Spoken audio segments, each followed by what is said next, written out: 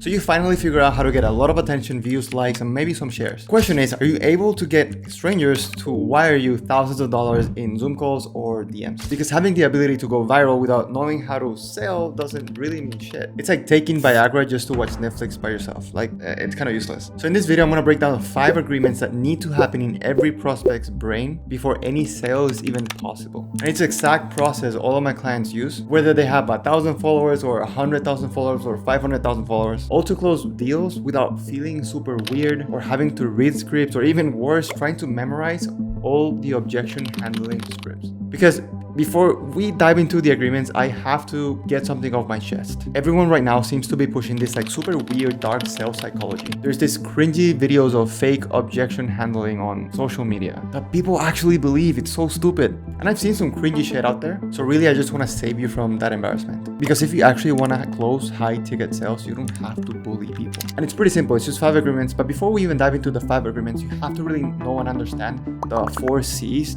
before you do any sales transaction, whether that's DMs or Zoom calls. The 4 C's that happen in any sales conversation that I tell my clients is care, curiosity, conviction, and clarity. Meaning you have to have these, because if you don't, you suck as a human, and it's gonna be very hard for you to sell anything unless you're just being super pushy and super sketchy. Care basically means actually caring about the other person that's in the other side of the screen, caring about their success, caring about their well-being, not just caring about how much money they're able to pay you, but actually caring about you wanting to improve their situation. Because all in all, sales is service. You also need to have the conviction to understand that your offer is good enough to service the other person, and that's the other C. You have to have the conviction and understanding that you are the best to help them. Like, there's absolutely no doubt in the world that you are the best person to help them, and that if they go away from that sales conversation without investing in you, it's such a loss for them that you're gonna feel bad. That's the condition you need to have. The other C is curiosity. Now, we are all told that we have to have this discovery process and all these bullshit questions to get them to, like, have this mental gymnastics and make them believe that they have to whatever, all this bullshit. Curiosity basically just means being a good human, being a good listener, and asking the questions to make sure you can help them. Not to make them get in this false belief that they need the thing right now, but asking them the questions that they need to be asked so that they can tell you what's going on in their life, what got them to be in the position that they are right now, what have they tried in the past, and where do they want to go, so that mentally you can have this gap of they're here, they want to go here, here's how I can plug in and help them get to where they want to get to. Just be a curious human being, ask questions, listen, and drive the conversation. And lastly is clarity. Before you even pitch to anyone, you have to understand the clarity about everything that they need, what you can offer, what they want, and exactly how is it that you're gonna get them there. You need clarity so that you can sell somebody. You always hear this, a confused prospect never buys. You need clarity, you need care, you need curiosity, and you need conviction so that you can sell. This you have to have as a human before you even sell anything, because it'll make things easier. Even if you don't have a fucking script, a framework, or anything, if you're somebody who cares about the other human, that energy transmits. If you're somebody that's curious about what's that person, what's their life situation, why are they here, why are they even speaking with me? If you're somebody that has conviction in your offer because you've worked so much in your offer, you actually have results to back your offer, you're a good coach, then you carry this energy and this aura that you can do shit for people and you can actually help them. And lastly, clarity. You just need clarity to understand if you can help them or not. There's 5 things that need to happen, 2 of which happen before they even speak with you. Number 1 is pain. Pain is usually the lack of something. Pain is the biggest driver of motivation, which is the second thing. I'll get there in just a second. Before the sales conversation happens, the prospect needs to be in some sort of pain, because pain is the lack of something that they want or need, which drives into the second thing, which is motivation. Because they have pain, they're motivated to do something about this. When we speak about motivation, we speak also about something called the theory of need. In motivation, you have a need for achievement. Achievement being the pain or the lack of that they have. So they have the lack of achievement, which gives them the motivation to fulfill the need of achievement. In this case, achievement can be being better than themselves. So maybe they want to improve mentally, physically, whatever. They want to improve some situation of their life, or they want to be better than others at something, competition, whatever. So like in coaching, you can help people compete, etc. Or they want to be able to, finish challenging tasks. This is the need for achievement. Achievement being the thing they lack of, which is giving them pain, which drives the motivation, which is the need for achievement. Then we also have need for affiliation, which is huge in relationship coaching. Need for affiliation is the lack of having good relationships relationships, nurture relationships, or finding new relationships, which is a huge pain, which drives the motivation for needing affiliation. Then we have a need for power. Now, need for power is wanting more control, wanting influence, wanting status. So lack of status, lack of influence, lack of power is the pain, and then they have the motivation to find the power. So before they even speak with you, they must have these things inside of their mind, or at least they're dormant, and you can ask the questions to awaken the pain and the motivation again. But before even a sale happens, or even there's any place for a sale, this pain needs to be there and the motivation to do something about it. Now, we can get into breakthrough advertising, levels of awareness, not aware, problem aware, so all this bullshit. But what you have to understand is that somebody has to have some sort of pain. Even if they don't know how to fix it, even if they don't know their solutions for it, even if they don't know that you offer this solution, and even if they're not ready to buy something for this, there needs to be some sort of pain. Then comes the third thing, which is change. So they have some sort of pain, which is lack of something. And then this pain drives some sort of motivation, which could be either one of those three needs that I spoke about. Therefore, they already agree. They agree that they have a pain. They agree that there's something that they need to do. There's a motivation to do something. Therefore, the next and third agreement is change. In the sales conversation, in the sales Zoom call, in the sales DM chat, whatever, you have to be able to make them agree that they need to make a change for it. Because we see this all the time. There's people who are very overweight and they're happy about it. They don't want to change. There's no pain, there's no motivation. Then there's no agreement on the change. There are people who are not in shape. They don't want to do anything about it. There are people who have hormone problems. They don't want to do anything about it. There are people who have relationship problems. There are people who have addictions and they don't want to do anything about this. So it's going to be impossible for you to sell them something about addiction, relationship, health, wellness, money, whatever, because they don't want to make a change. They're not motivated to do a change because they don't have a pain on whatever it is that you can fix. So we have to make them understand that they need to make a change. How the way we make them understand, or the way we make them agree that they need to make a change,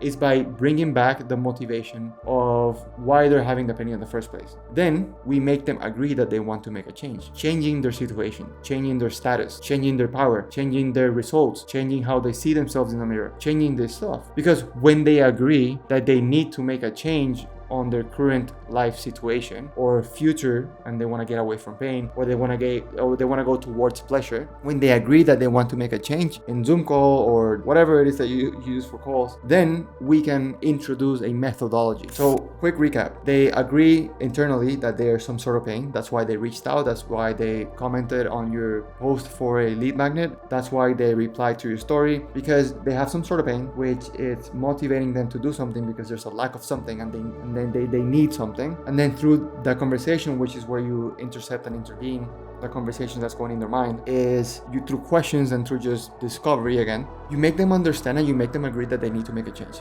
Once they agree that they need to make a change because they hate where they are right now, then you introduce a methodology. Now here's the thing. One of my mentors said, which is genius, he said methodology is free. For example, if you are overweight and you want to lose fat, you just have to eat less. Eating less is the methodology. You can diet, you can do carnivore diet, you can do keto diet, you can do intermittent fasting, you can just do more exercises, you can train for a marathon. All those things, you can Google methodology, it's just free. So as a coach, your job is to make sure all the methodologies out there to solve the pain are useless in comparison to the best way or the best methodology to fix the problem. So when somebody is overweight and they want to lose fat, we introduce and we show all the methodologies that are out there. You can do a carnivore diet, you can do a keto diet, you can do If You Fit My Macros, you can do all these things. In relationships, you can do therapy, you can do hypnotherapy, you can do couples therapy, you can do all these things. And then we just make a case for why everything else that is not your solution that comes after are not the things that they should go towards. If you want to travel from Miami to Portugal, you can go by boat, you can fly a plane, you can sailboat, you can do all those things. The methodologies are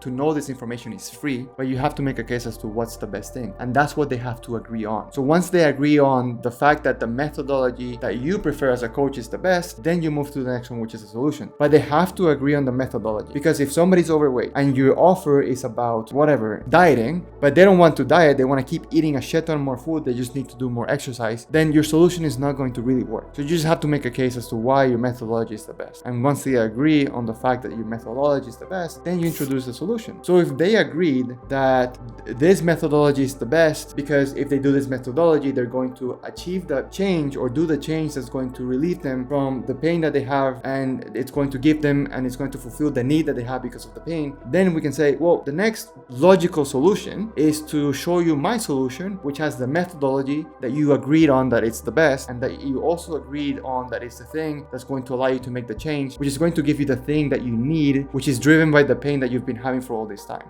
So you see how those stack onto each other. So once you make the case on the fact that they agree that they have a pain, they agree that they have this motivation to fulfill the need for something, and they agree that they want to make a change, and they agreed that the best way to make this change happen is through said methodology, and it so happens that your solution has this methodology which has helped people make a change, and these people have successfully fulfilled the need they've had because of said pain they've had for a while, then it just makes so much sense that this is the next logical step for them to take. And this is how I basically have told my clients to take sales calls, sell DMs, and all these things. I have clients closing DM deals for $8,000. I have clients that make a very simple VSL going over these 5 things, and people come literally with their credit card in hand to the Zoom call, ready to buy and ready to purchase. But again, you can't apply, you could apply, but ethically applying these 5 agreements are much better when you have the 4 C's, which are again, care, curiosity, conviction, and clarity. And when you apply those things, it's much easier for people to see you and connect with you.